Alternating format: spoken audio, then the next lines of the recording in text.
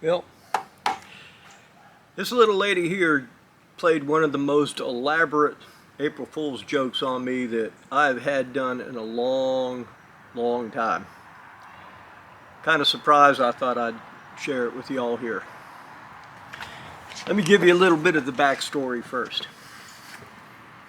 Okay, y'all know what a problem it is getting PanAm parts to begin with. In fact, I've got PanAm parts on order since August of last year from when I went down out in the Mojave. So I've got that I'm worrying about. I'm also worrying about getting this bike ready for the Hoka, which is just a couple of months away. I'll do a separate video explaining all about that here shortly. In addition, I got a Jeep Wrangler. The Jeep Wrangler radiator actually split, the plastic section separated away. That thing's been on back order for about 4 months now. So there's a lot of worries and stress and everything else going on. Okay, April 1st is when the Tour Honor sites are released. And there's always a little bit of friendly competition going on to see who can get one of the first 3 spots in every state. And I was planning on going for it with this one. I had everything all planned, set up, ready to go. And rolled my bike out, and the first thing that happened is a tire pressure sensor went off. Said I had low pressure in the rear tire. So I rolled it right back in, took a look at it, found a great big old nail in my back tire letting the air out. So I went ahead and plugged it and filled it. That was all set and ready to go. Fired it back up again. I rolled down to the gas station. Got to get my first receipt, because if it's an iron butt type of ride like I do, your first gas receipt actually sets your first time. Got off the bike. This is just right around 1 in the morning.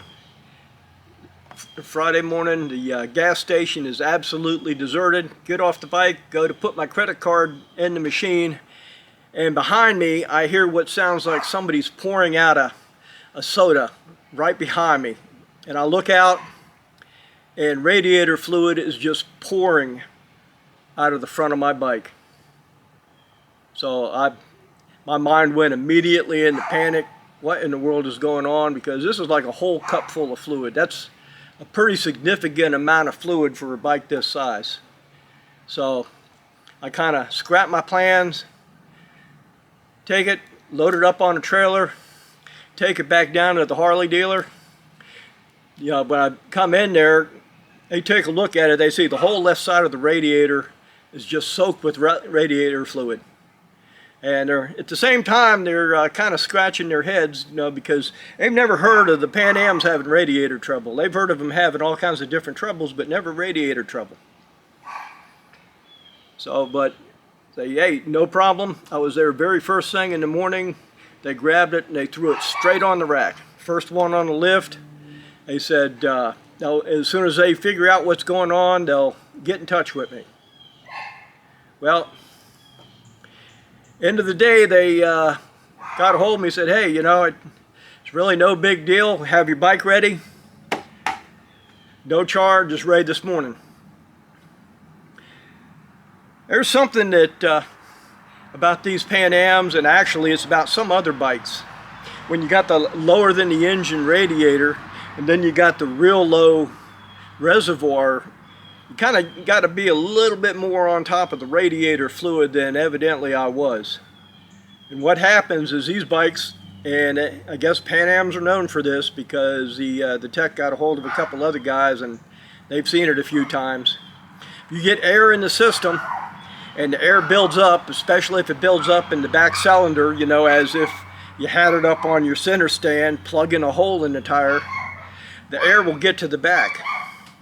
Then when you fire it up, if it superheats the air and you shut it down fairly quickly after that, like say if you ride down the street about a mile or so to go put gas in the bike, all that air will just blow all the fluid out and it's going to pour right down out.